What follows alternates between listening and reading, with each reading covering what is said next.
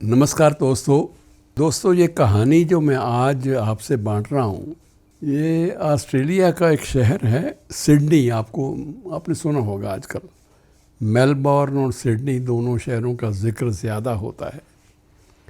Sydney में एक शख्स था जिसने अपनी ज़िंदगी के 50 साल उन लोगों को दे दिए जो निराशा की आखिरी हद तक पहुँच चुके थे।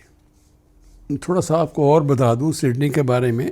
सिडनी में एक मशहूर चट्टान है जिसे द गैप कहते हैं, गैप। और ये जगह जितनी खूबसूरत है उतनी ही अपनी दुखद घटनाओं के लिए भी जानी जाती है, क्योंकि यहाँ आकर कई लोगों ने, असंख्य लोगों ने अपनी जान देने की कोशिश की थी। और ये कहानी जो है जिस शख्स के आसपास घूमती है उसका नाम है डॉन रिची। डॉन रिची अपने पेशे से एक मामूली इंश्योरेंस सेल्समैन है और उसने इसी चट्टान के सामने अपना घर बनाया था। इत्तेफाकन उसको अच्छा लगा सारा माहौल, उसने वहीं चट्टान के सामने अपना घर बना लिया। और जब उसने देखा कि लगभग हर हफ्ते कोई ना कोई इंसान इस चट्टान से कूद कर अपनी जान देता है, तो उन्होंने एक अनूठा फैसला किया। वह हर सुबह जल्दी उठता और अपनी खिड़की से उस चट्टान को देखता। जैसे ही उसे उस चट्टान के करीब कोई अकेला व्यक्ति दिखाई देता समुद्र की ओर झांकता हुआ, तो वह उसकी तरफ चल पड़ता तेज़ कदमों से और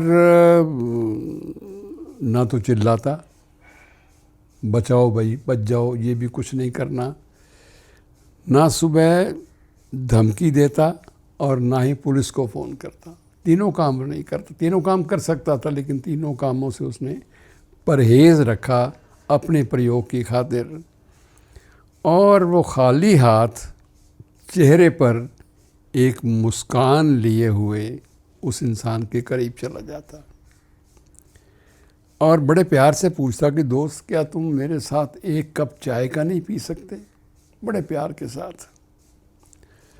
और सवाल बड़ा आसान था, सिंपल सवाल था लेकिन उसका असर जो था वो अनूठा देखा गया। एक इंसान जो दुनिया से निराश होकर, हताश होकर, ज़िंदगी से ऊब कर और ज़िंदगी ख़त्म करने आया हो, तो उसे अचानक एक अजनबी का प्यार भरी पेशकश मिल जाए जिसमें अपनापन है, तो अपनेपन का एहसास उसे थोड़ा सा उसकी बात पर विचार करने का मौका दे देता।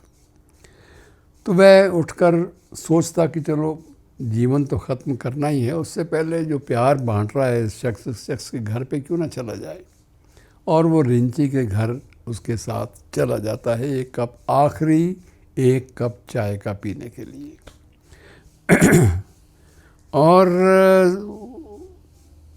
रिंची की पत्नी बड़े चाव से उसके लिए चाय लाती, बिस्किट लाती और डॉन घंटों तक उस आदमी को बोलने पर विवश कर देता कि तुम अपनी बात करो यार, करो मन की बात, क्या दुख है तुम्हें।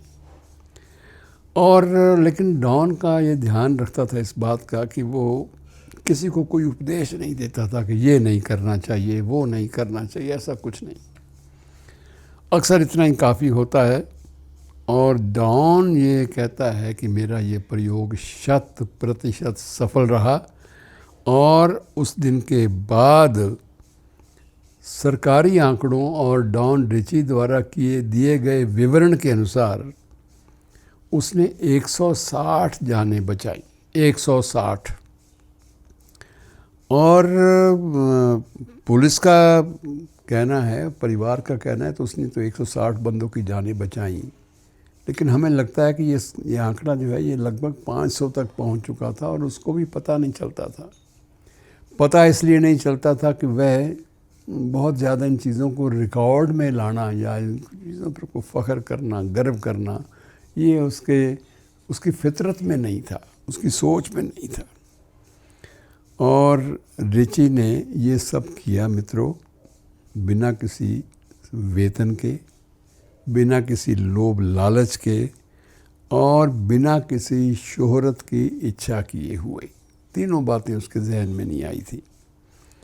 वह मौत के दरवाजे पर एक पहरेदार की तरह खड़ा होता था और लगभग मर चुके, जो आदमी मरने पर तुल गया है, मुनहसर हो जिसकी मरने पे उम्मीद, ये एक शेर भी आपने सुना होगा, मुनहसर हो जिसकी मरने पे उम्मीद, नाउमीदी उसकी देखा चाहिए।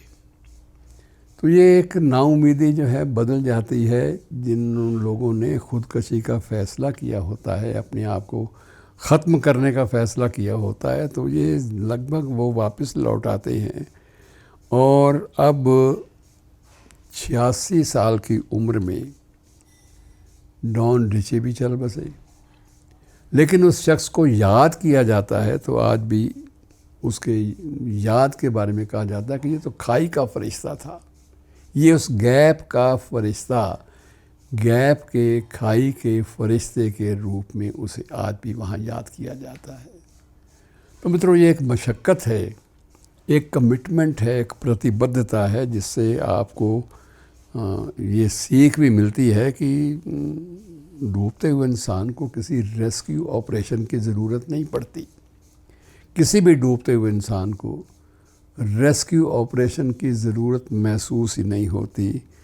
कभी एक कप गर्म चाय, कभी एक मुस्कान, कभी एक प्यार भरी बात, कभी एक प्यार भरी पेशकश, इतना ही काफ़ी होता है डूबते हुए शख्स के लिए ज़िंदगी में वापस लौटने की प्रेरणा के रूप में। शुक्रिया।